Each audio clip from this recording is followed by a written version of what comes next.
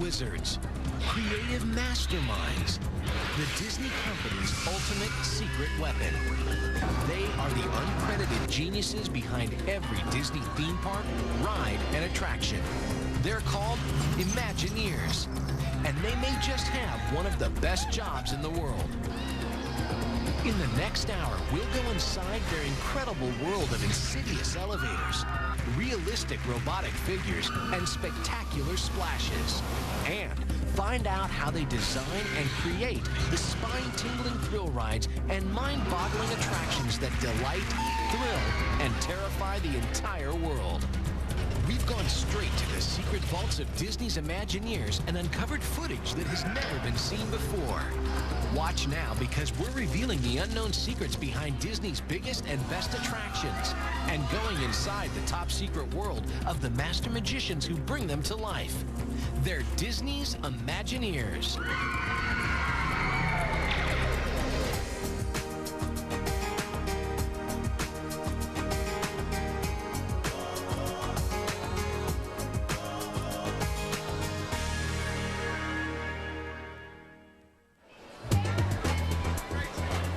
Disney's theme parks. They're the most visited amusement parks in the entire world. According to Amusement Business Magazine, Disney holds the top 5 spots for theme park attendance.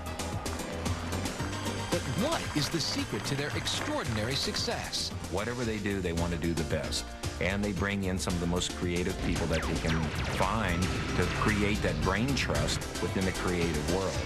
Who are the sorcerers behind Space Mountain? The geniuses behind the gigantic castles? And the mad scientists who bring pirates to life? For these demanding jobs, you need imagination to dream it up and engineering to bring it to life. That's why they call them Imagineers. An Imagineer is a person who brings storytelling and art and design together with technology and engineering to create Disney theme park magic. They're the brains behind every Disney theme park and attraction.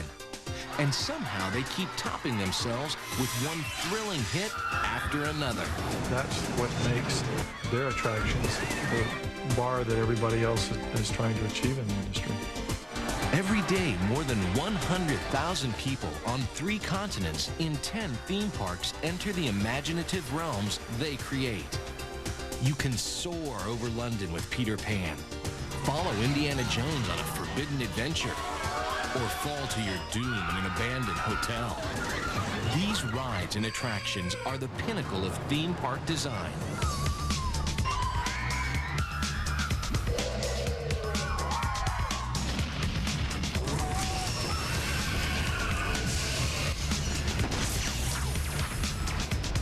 So how does Disney come up with this mind-boggling array of awesome attractions? It all started back in 1952 when Walt Disney had a brilliant idea. He went to his best film animators and told them they were going to be theme park creators. One day he walked by my desk and he said, "I want you to work for Disneyland and you're going to like it." And he walked right on through. He didn't wait for an answer or anything. For Imagineering, California's Disneyland is where it all began. They started out working at Disneyland and then have built virtually every park and every attraction within the Disney organization since then. In those days, Imagineering was known as WED Enterprises for Walter Elias Disney. But people were confused by the name WED. We got a little tired of getting all these phone calls from people who wanted us to arrange marriages for them. So we changed it to Walt Disney Imagineering. Since California's Disneyland, the Imagineers have taken the theme park world by storm. You could say they set the gold standard, and these days, everyone tries to copy them. What I find fascinating today in any theme park design, you talk to the people who did the design, and invariably you'll look back and see that this person was trained by, or the person they were trained by was trained by, somebody who worked for Disney. Most people take it for granted, but the scope of what the Imagineers do is absolutely huge. artists, sculptors, architects, computer scientists, and engineers. People are always asking, what does an Imagineer do? What's your typical day? And your first answer is always, there is no typical day. Imagineers are people who really try and create impossible things in a real world.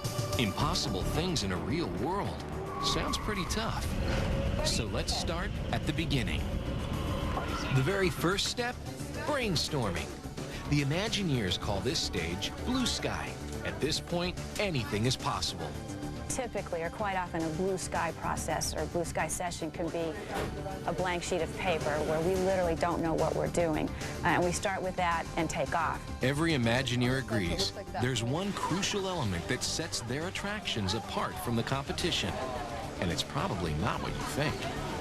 The most important element of every attraction is the story. The show has a story, based on story. It starts with a story. The story. The story. A story in a theme park? Well, story is so important to attractions is because it is the glue that holds it all together. It is the emotional connection. Whether it's a classic Disney animated film story or a story that belonged in the past to somebody else or something we've completely made up just from our parks, it really makes a big difference in the overall experience. Thanks to the story, you probably remember the classic attractions from the days of Walt Disney. This one may be a 30-year-old ride, but it's still a spellbinding story. Pirates of the Caribbean is probably the attraction that's regarded as the most story-intensive attraction that we've ever done. Pirates of the Caribbean is one of the attractions that Walt Disney personally supervised. In fact, I think it was the last attraction that he personally supervised. And it has a wonderful story and a wonderful sense of storytelling from a theme park. Pillaging pirates, madcap maidens, the quest for buried treasure. It's Pirates of the Caribbean. And it puts you smack dab in the middle of a swashbuckling fantasy adventure. In case you don't know what pirates are all about, the first thing we do is remind you. First thing you see is a skeleton with a sword through his chest. We're introducing the audience to all the things that are about pirates. There isn't a narrative there. It's a narrative of images throughout, but it is about a lighthearted look at pirates and the trouble that they cause and they get into. This rollicking adventure is one of the best stories from the past. But what kind of stories are the Imagineers telling today? At the Disney MGM Studios in Orlando, Florida, you'll find one of the best. A 60-mile-an-hour head rush of adrenaline-pumping pleasure. It's Disney's newest coaster, and it's called Rock and Roller Coaster starring Aerosmith. The announcement of this new cutting-edge coaster rocked the theme park world. When they first announced that Disney and Aerosmith was going to be tied together in an attraction, a lot of us went, whoa, this is going to be cool, because it shows edginess. It shows that the Imagineers of today aren't the Imagineers that our fathers knew. It's a whole new concept. This coaster is cool, and it's entirely in the dark. But it's the story that makes it a one-of-a-kind theme park thrill. Story is really important for Rock and Roller Coaster because the name itself suggests an average ride, a roller coaster. Everybody's seen them, everybody's done it. The storyline here separates the fact that it's a roller coaster with an experience. Disney stories often begin while you're waiting in line. This is what Disney calls the pre-show. It starts out with this recording company that we created, a fictitious one called G-Force Records, that has their home studio here at the Disney MGM Studios. At Rock and Roller Coaster starring Aerosmith, you start by entering a recording studio and come face to face with the band Aerosmith. Knowing Disney and what they put into these Megillas, I knew that it would be nothing short of a ride to the moon and back. And then when I heard it was a Rock and Roller Coaster, it was like, what else? What's the question? We're there. So we were ecstatic. In the story, Aerosmith is late to a gig and offers you some backstage passes. The hitch? The concert's on the other side of town. Off we go then, out of the studio, and there is a stretch limousine that's going to take us to the concert. And of course, because we're late for the concert, it's going to take us there very, very fast. The limo, of course, is the coaster. Rock and roll tunes pumped through a state-of-the-art sound system. A red light. Traffic is jammed. Then, put the pedal to the metal, because before you even leave the station, it's 0 to 60 in 2.8 seconds. And a twisting, turning, head-banging trip through downtown Hollywood.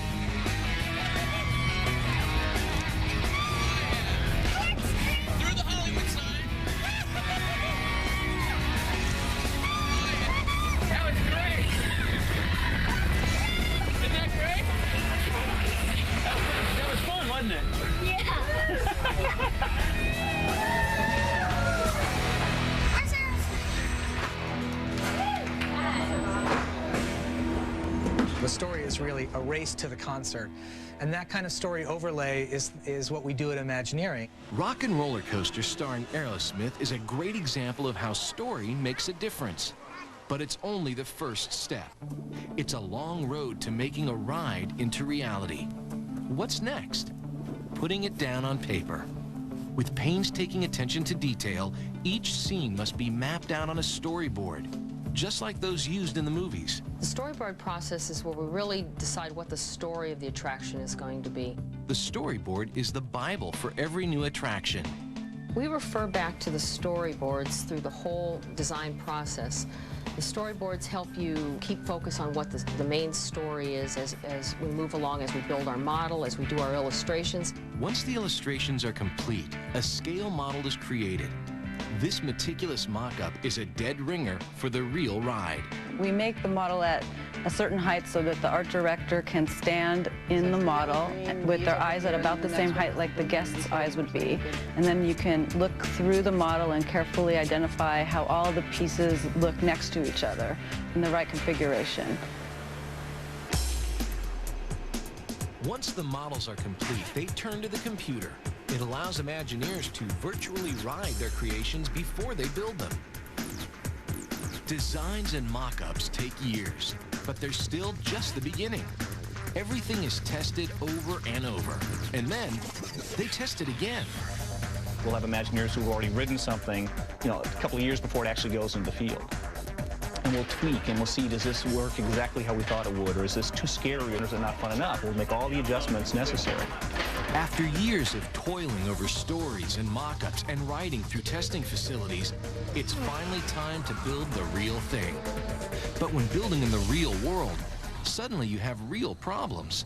How do you turn storyboards and a model into a mammoth mountain that will thrill thousands of visitors a day?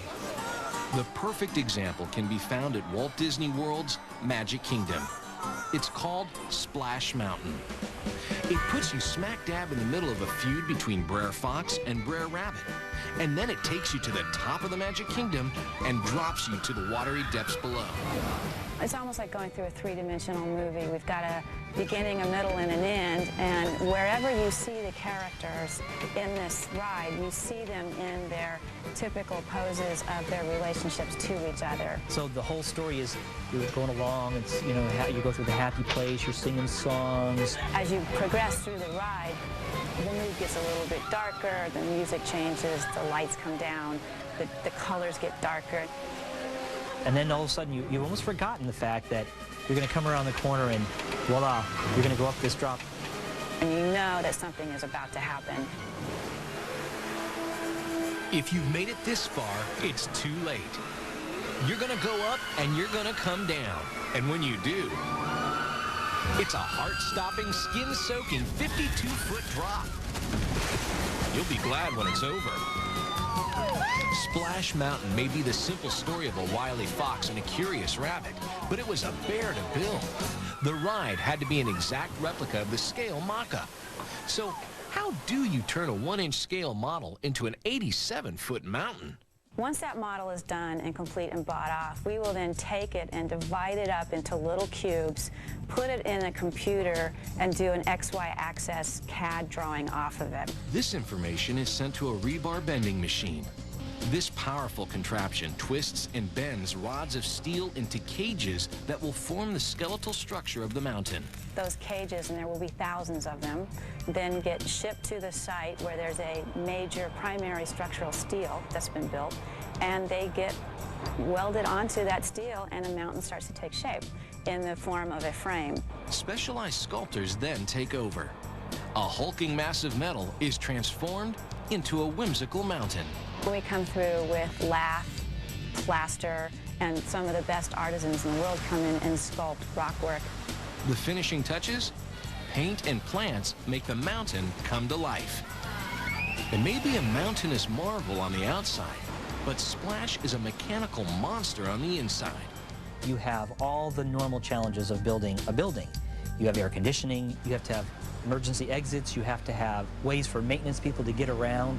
To make make sure we got everything right, we rode that attraction, I think, close to 200 times. And there were times where we were riding it in the middle of the night. And now, inside of this very complicated building, we were able to tell the story of all these characters of the Briar Patch. When it comes to water rides, Disney's Splash Mountain is as good as it gets. Up next, the Imagineers give up the secrets behind their most advanced ride vehicles. Imagine falling 13 stories in a runaway elevator. And later, the inside story on the Imagineers special effects shows. It's Radical Rides when we come back. For theme park dominance, they're the ultimate secret weapon. They are the master magicians behind Disney's theme park magic. They're called Imagineers. They create every ride and attraction inside Disney's 10 theme parks. But how do they do it? They always start with a story, but these tales take you places you've never been before. Imagineers use lots of tricks to tell their stories. This one may come as a surprise. Ride vehicles. For Disney, they're storytelling machines. Every single day, Disney ride vehicles are bumped and battered, twisted and tortured. They take the punishment a Disney ride dishes out. It's got to run 16 hours a day, 7 days a week, 365 days a year. Disney has thousands of ride vehicles. They're on 3 continents, spread throughout 10 theme parks. The inspiration for Disney's most advanced ride vehicle came from one of their most popular attractions, Star Tours.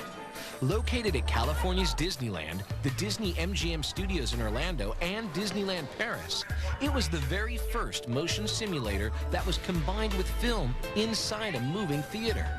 When Disney transported people into the world of Star Wars, their motion simulator was a theme park first. Everybody loves Star Tours. It was the first time we'd ever done a simulator. Anybody had done a simulator in a theme park environment. We said, what could we do? What's the next step of a simulator? We said, well, what if you put Star Tours on wheels? Research began.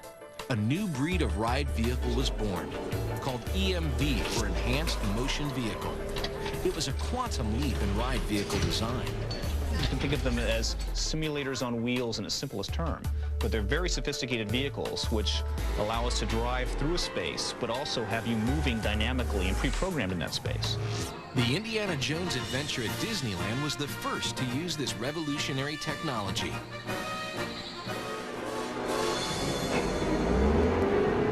Murderous mummies, flaming fireballs, slithering snakes. Forget the real world, because this is an Indiana Jones adventure and you're in the driver's seat.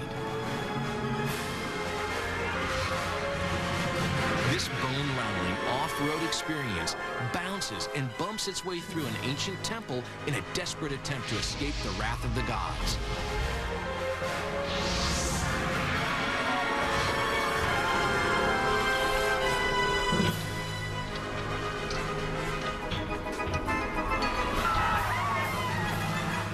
Nothing like it had ever been created. Bringing this rousing ride vehicle to life wasn't easy. The Imagineers had to do an endless amount of testing to get everything right. We then started building mock-ups inside this facility to say, what would happen if we, had, the bad guys coming at you? What would happen if we had, booby traps you were going through? It took us literally 10 years to create a vehicle which is not programmed by the engineering of the track, but is programmed by almost an artist, if you will. With a computer in hand, an Imagineer was jerked and jostled as he programmed the car's powerful movements. We had to come up with a system where the vehicle could run through this temple and have complete motion and simulate running over skulls or running over rocks or going down a mudslide. All that had to be programmed. It's the motion system that takes this ride beyond reality. So a scene where we have a huge snake leaping out of the car repels in horror the same way that a guest, or you'd be shocked by a frightening thing. The car can literally react to that. The Indiana Jones ride vehicle was another first for the Imagineers and opened the door to a whole new generation of Disney attractions. If you thought Indiana Jones was intense, then you'll find the tower to be terrifying. The Twilight Zone Tower of Terror, that is, located at the Disney MGM Studios in Orlando. It's big, it's bad, it's 199 feet of sheer insanity, and it's got a ride vehicle that everyone can relate to. Well, we knew we wanted to do something with an elevator. It's one of those ride systems that most people get to probably ride in just about every day. So let's take something familiar, which is an elevator, but put a twist on it. Well, what's the worst thing that could possibly happen in an elevator? 5 unlucky hotel guests, 1 creaky elevator. Suddenly, lightning strikes the building, and the elevator disappears. Now it's your turn. You've booked a room at the Hollywood Hotel. The only way to get there? A shaky-looking maintenance elevator. Couples room number 5. Please do enjoy your stay. The cab ascends.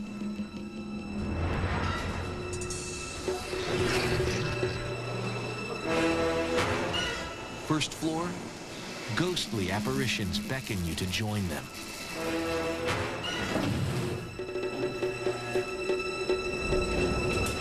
Next stop, the 5th dimension. Suddenly, you are thrust forward. No elevator has ever done this before.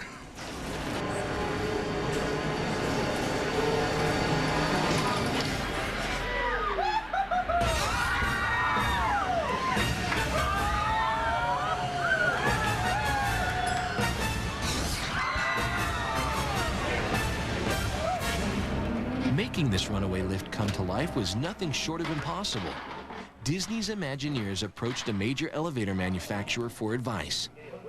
We went and explained to them that we wanted to send people rapidly down an elevator shaft as if they were crashing, and they turned pale and said, "You don't understand, for over 100 years our mission has been to prevent exactly what you're trying to do." But having the ride system take guests up and down wasn't enough. The Imagineers came up with a completely original concept. I said, what if the elevator goes up and down the shaft, but eventually it stops on a floor, and when the doors open, the elevator actually leaves the shaft? It's one of those things where you're sitting in a meeting and you say it and everybody goes, ooh. The insidious elevators move vertically just like any other, but they also move horizontally. These elevators are freestanding ride vehicles that move independently under their own power. When the ride vehicles need to move up and down, they actually drive themselves into a lifting mechanism.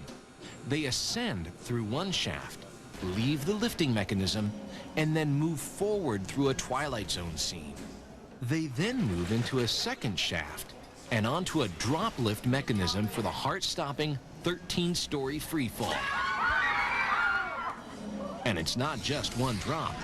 You fall over and over again. The ride vehicles for the Twilight Zone Tower of Terror are very unique in that they are controlled by cables and different systems that hand the vehicle from one area of the building to another. Computers are the secret to keeping the terror on track. It becomes very, very tricky to track all these vehicles to make sure that everything is flowing. It really is like a ballet to make sure it's all flowing smoothly. But there were problems. What happens when you drop an elevator down a shaft at insanely high speeds? One of the things we found out was when you pull the elevator vehicle down, you create a lot of pressure underneath the elevator. Just the air gets compressed. We ended up compressing the air so quickly that we actually blew out the walls of the building down in the bottom of the shaft. The problem was quickly solved.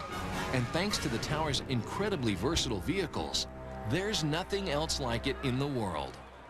Now you take that drop ride and stick it out in the middle of the field somewhere, and no, it's not going to be one of the best rides in the world. But where it's located, inside the hotel, make it one of the best non-roller coaster rides in the entire world. Coming up, an inside look at the Imagineers special effects shows. Did you say cheap 3D tricks? And a big bad alien terrorizes Walt Disney World's Magic Kingdom. And later, the secrets under the skin. Disney's robotic figures undressed. All of this and more when we come back. Now, more Travel Channel secrets. From Towers of Terror to Indiana Jones Adventures, they are the creators of every Disney attraction. They're called Imagineers, and they're the masterminds behind Disney's theme park magic. Some of their most guarded secrets? Special effects. I like to think that the effects bring the shows to life. It can create an environment and take you sort of out of the world and put you into some magical reality. Disney's special effects shows are three-dimensional theatrical experiences unlike anything you've ever seen before. And the effects can be startling. The technology can be anything from effects that have been done in the theater for hundreds of years, or something that has been just developed and is cutting edge and utilizes the most up-to-date video projection technology or computer animation. Some of the oldest tricks are still holding their own today. For instance, Pirates of the Caribbean, the fire effect has really, with the exception of real fire, been hard to beat over the years. People look at it and they know it's not real fire, but it's a very effective special effect. With today's technology, anything can happen. You see, you touch, you even smell. You never know what's coming next. It's Muppets. It's mayhem. And a one-of-a-kind 3D special effects show at the Disney MGM Studios in Florida and Disney's California Adventure. It's called Muppet Vision 3D. This was the first time Muppets ever appeared in a Disney theme park. How did these two entertainment giants come together? A high-level meeting between the Imagineers and Jim Henson. Jim walked in the room and we pitched through a few ideas, and he really sparked the idea of a 3D movie because he felt that the kind of spoofing and the fun of his characters would be so much fun to combine with 3D, that the types of silly 3D tricks and gags would fit naturally with his characters. So it's going to be a swell demonstration, and at no time will we be stooping to any cheap 3D tricks. Did you say cheap 3D tricks?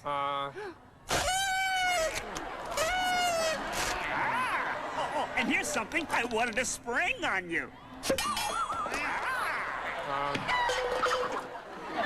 The Muppets are on the loose, and no one is safe from their goofy antics. You're seeing a demonstration of what they call Muppet Vision 3D every time you go in there, and that demonstration includes all these wacky things that happen in the theater. The effects? Bubbles, water, fog. Simple but effective ways to tell the story. And of course, it's all in 3D, so you can almost reach out and touch it. A big show needs a big finale, and Muppet Vision 3D is no exception. We decided we would blow up the theater, so the theater gets partially destroyed and damaged, but nobody gets hurt. But how do you destroy an entire theater without destroying the audience? Most of the effects are achieved through various different kinds of technology and combines lighting and strobe effects, large format projection, cryogenics, CO2, all mixed together and timed properly to give the correct impact.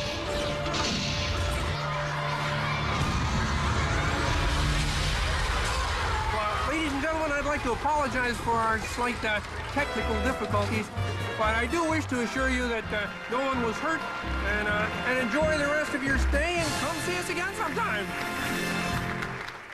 Not all of Disney's special effects shows are cute and cuddly like Muppet Vision 3D. The discovery of a new technology led to one of the most terrifying special effects shows ever created. It's located in Tomorrowland at Walt Disney World's Magic Kingdom. It's intense, it's terrifying, and it's all in the dark. It's called the Extraterrestrial Alien Encounter. And you've never seen or felt a show quite like this before. Alien Encounter is really what we call a sensory thriller, in that it uses as many of the senses as we can possibly figure out how to use in an attraction. At this attraction, aliens want you to be their guest. You've got a front row seat for their newest demonstration. You enter the chamber where the experiment is to take place and are strapped into your seat so you can't move. But something goes wrong. The lights go out. You're in the dark. And a menacing alien has escaped. You see nothing, but then you hear and feel the hot breath of a horrific creature merely inches from the back of your neck. It started from the idea of trying to tell a story with sound and allow you to have a thrill ride where a monster from outer space could get loose and could run around the theater and come up behind you and slobber on you and create some havoc. You may think an alien is eating the audience and you, but it's all in your head. We had discovered a binaural sound technology that creates three-dimensional sounds and allows you to believe that things are happening to you and around you that really aren't. We thought that this binaural sound technology would allow us to create an emotional roller coaster, if you will. A new type of sound technology needs a new type of microphone. The way it works is that we have a microphone which is a human head model, and inside each of the ear canals are two high-quality microphones that pick up sound exactly as a human head would pick it up. These roller coaster style restraints may make you think you're going to be turned upside down, but you're not. In this show, you never move an inch. These devices serve another purpose. We designed seats with speakers as close as possible to the guest's head, and these restraining devices that feel like they're holding you in to experience this experiment, but they're really getting the special effects lined up so that they're perfect for each guest that comes in there. Because binaural sound is able to place a sound psychologically very close to your head, you believe that that alien is literally right behind you. The extraterrestrial alien encounter is now considered to be one of the most terrifying attractions in Walt Disney World's Magic Kingdom. Next, the Imagineers unveil their most complex creations. And later, it's not science fiction. It's the future of Disney's theme parks. Robots come to life when we return. Hundreds of thousands of people enter Disney's theme parks the world over. The fantastic places they go, the eye-popping images they see, and the heart-stopping rides they experience are all thanks to one elite group of designers. They're called Imagineers. Many of their attractions contain a very special element. Some think they're real. It's hard to believe they're not. They're the Imagineers' most significant contribution to the theme park world. No, these aren't people, they're robots. Called audio animatronics figures, you won't find figures that look this real anyplace else on Earth.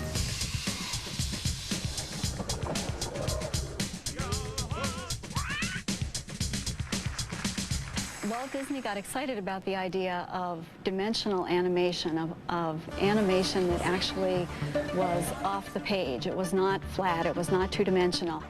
U.S. presidents, country bears, a rollicking band of pirates. These early audio animatronics characters were called A1 figures, but they were just the beginning.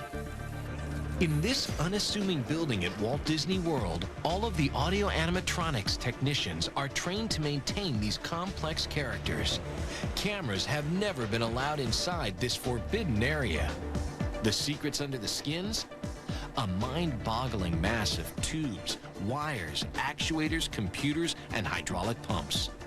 This is a typical mechanical assembly that you'd see inside the bodies.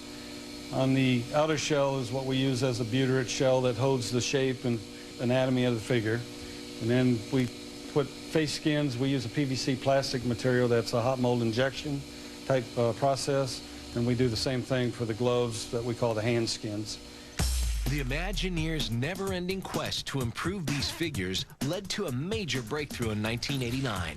They invented a technology that would make their figures frighteningly human. These advanced models are called A100s. The first one ever created? The Wicked Witch from The Wizard of Oz. Located at the Disney MGM Studios' great movie ride, she moves like no figure before. The A100 audio animatronics incorporated a new concept for us, which was compliance, and this allowed quick movements of the arm, which were absorbed by the body. Compliance gives us the capability of controlling the force that either pushes and pulls against a function. On the older A1 figures, the Imagineers had to sacrifice speed for control. Not anymore. If I do a fast arm motion with myself like this and stop, it'll look pretty smooth and natural because My body has built-in compliance. The discovery of compliance changed everything. The body doesn't just shake, which makes it look very unnatural. So this addition of compliance to our figure series really raised the level of believability and realism in our figures. Creating the figure movements is an art form. In fact, it's done by an animator, just like Disney cartoons. The animator has a very unique console input device that we have created. It's an in-house design that was designed and built by our systems developer. The animator's console allows the animator to animate the figure in a completely intuitive way. The Imagineers want everything to be perfect, and perfection takes time. Once the animator sits down in front of the console and actually has full access to the figure, I would say that it takes an animator a week to do 15 seconds of animation.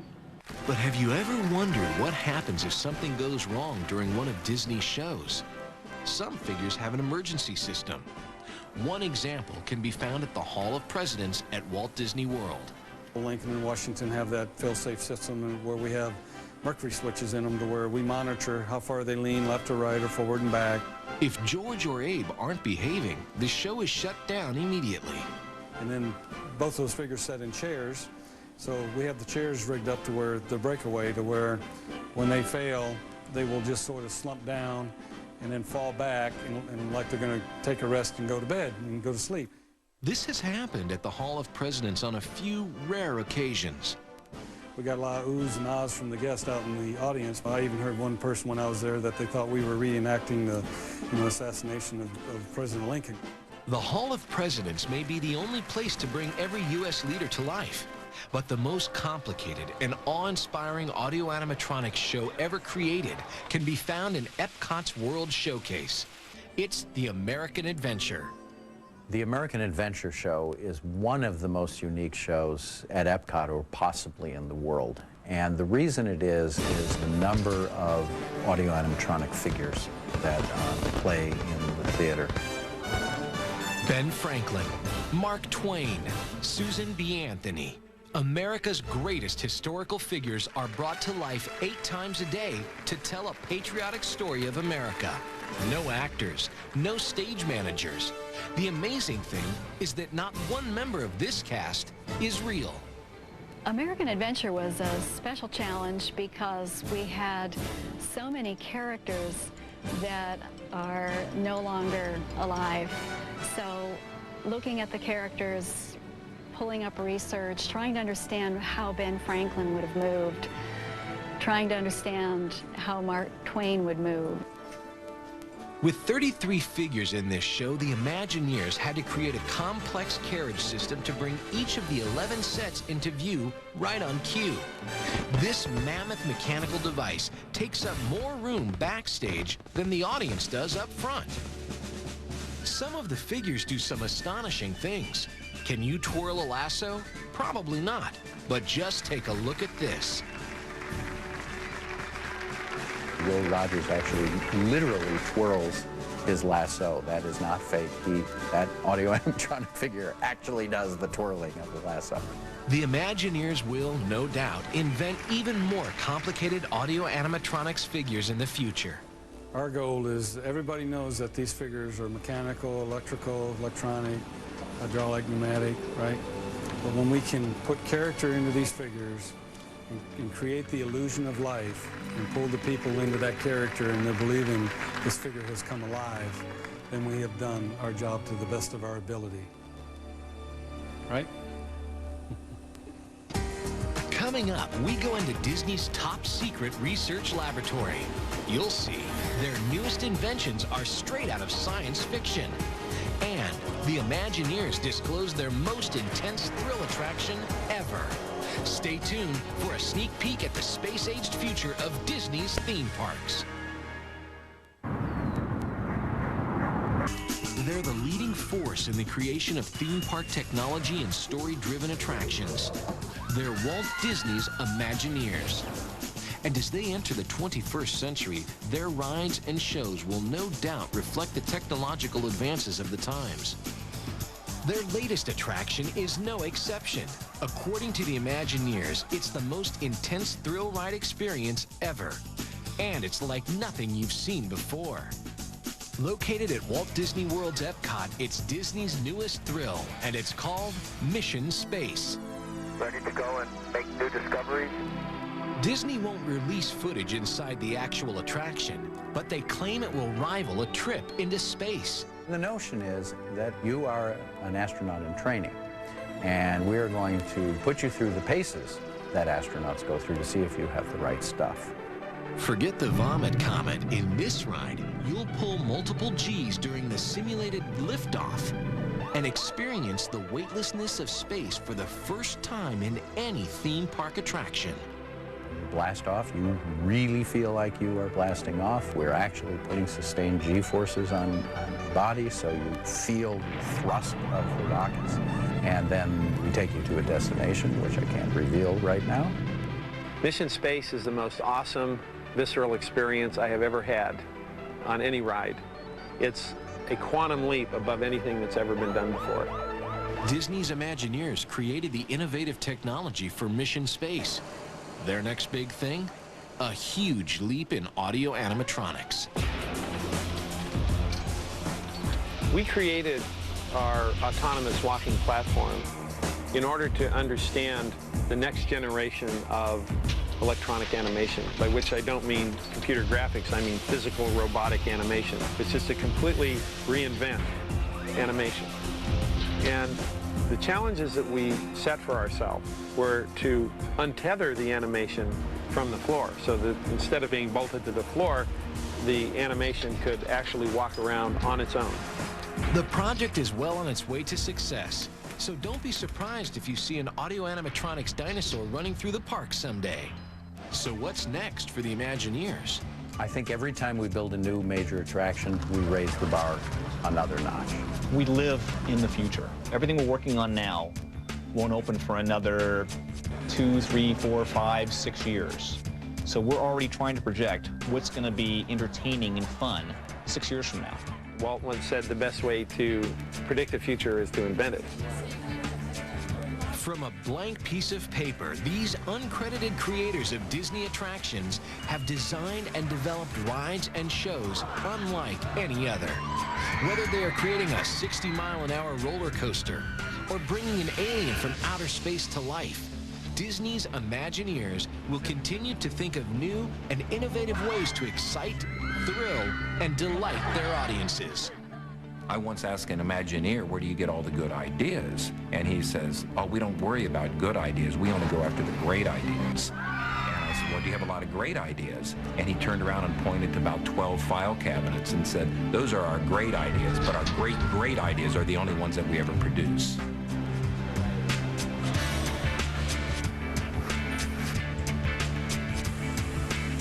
We get to see, do, and learn so many things in the course of our day-to-day lives here.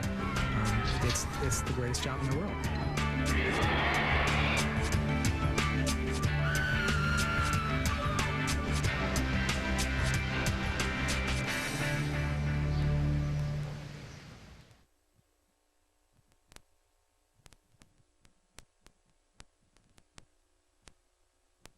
Hi, Tracy Gallagher for the Travel Channel in front of the real Brady Bunch home. And look, it's Peter Brady. Well, actually, it's Christopher Knight. Peter was a character I played on the show.